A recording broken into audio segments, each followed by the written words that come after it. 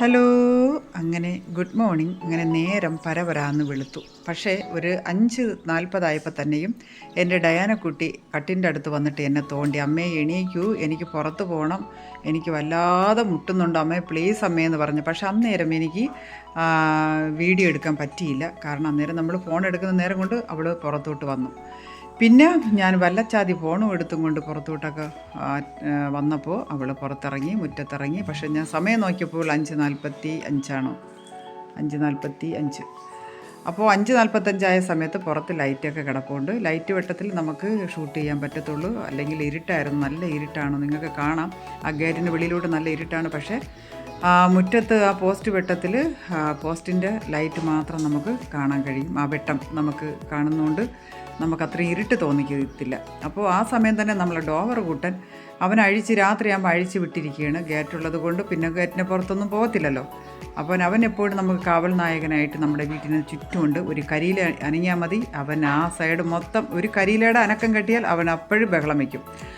പക്ഷേ അന്നേരം തന്നെ നമ്മളെ ഡയാനക്കുട്ടിക്ക് എന്തായാലും മൂത്രമൊഴിക്കാനുള്ള ശങ്കയായിരിക്കും. അങ്ങനെ അവിടെ നിന്നുകൊണ്ട് കറങ്ങിയാണ്.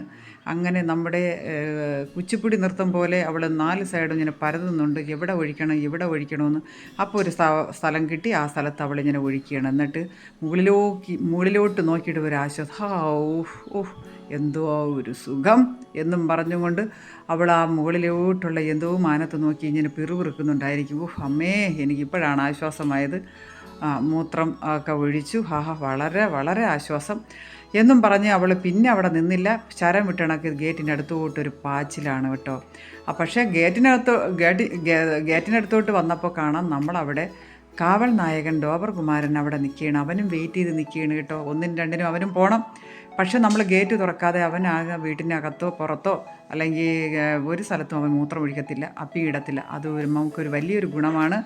അങ്ങനെ ഉടൻ തന്നെ ഞാൻ ഗേറ്റ് പതുക്കെ തുറക്കാൻ തുടങ്ങി. പക്ഷേ അവൻ ഗേറ്റിൻ്റെ ഇപ്പുറം ഭാഗത്ത് അവൻ കാവൽ ഉറപ്പിച്ച് നിൽക്കുകയാണ്. ഇപ്പം തുറക്കണം, ഇപ്പം വിടണം എന്നുള്ള ആ ഒരു രീതിയാണ്.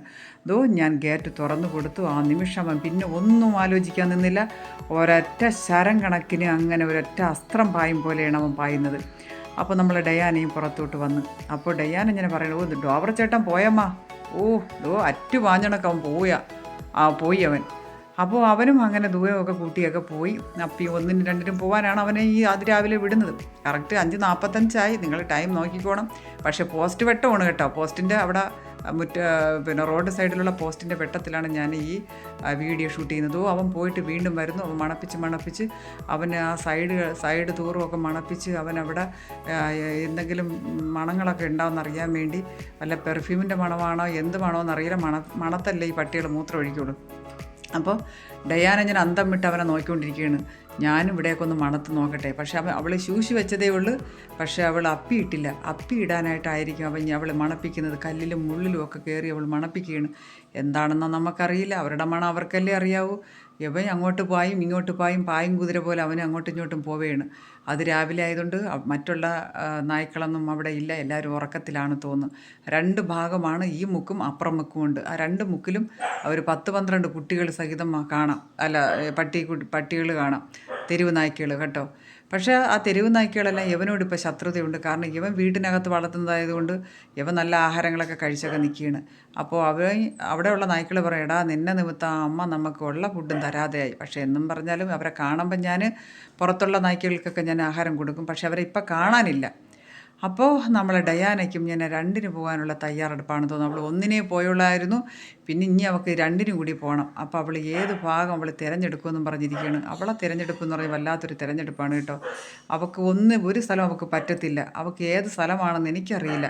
അവൾ ചെന്നിട്ട് ഇങ്ങനെ കറങ്ങിയൊക്കെ നോക്കി, ഇത് എവിടെ ചെയ്യണം, എനിക്ക് പറ്റിയ സ്ഥലം എവിടെയാണോ, ഞാനൊന്ന് അപ്പിയിടാനുള്ള സ്ഥലമാണ് അവളിങ്ങനെ നോക്കുന്നത്. അപ്പോൾ എവിടെയോ അവൾക്കൊരു സ്ഥലം അവൾക്ക് മനസ്സിലായി, ബോധ്യമായി. ഇപ്പം എനിക്ക് ഇവിടെയാണ് പറ്റിയ സ്ഥലം, എന്നാൽ ഇവിടെ തന്നെ ഇടാമെന്നും പറയുന്നത്. ഇപ്പം വാ, എന്തോ ഒരു സുഖം, മൂത്രം ഒഴിക്കുന്നതിനേക്കാളും ഒരു സുഖമാണ് അപ്പിയിടുന്ന ഒരു സുഖം. വേറെ ലെവൽ തന്നെയാണ് കേട്ടോ.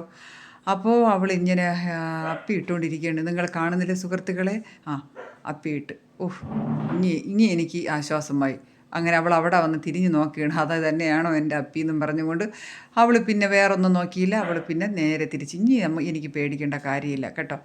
അവൾ അപ്പിയൊക്കെ ഇട്ട് അങ്ങനെ നിൽക്കുകയാണ്. അപ്പം ഞാൻ ഇനി വെയിറ്റ് ചെയ്യുന്നത് ആരെയെന്നറിയാമോ? നമ്മളെ ഡോബർ രാജകുമാരനാണ്. ഡോബർ രാജകുമാരൻ ഈ സമയത്തൊന്നും വരത്തില്ല. അപ്പോൾ അവൻ വരില്ല ഈ സമയമൊന്നും. ഡോബർ രാജകുമാരൻ വരത്തേയില്ല.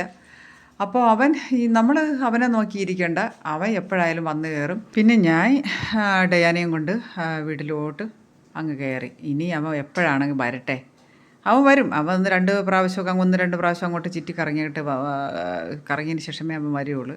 പിന്നെ ഡയാന ഇവിടെ വന്ന് കുത്തിയിരിപ്പായി. ഇനി അടുത്ത വിശേഷം നമുക്ക് പിന്നെ പറയാം. ഓക്കെ.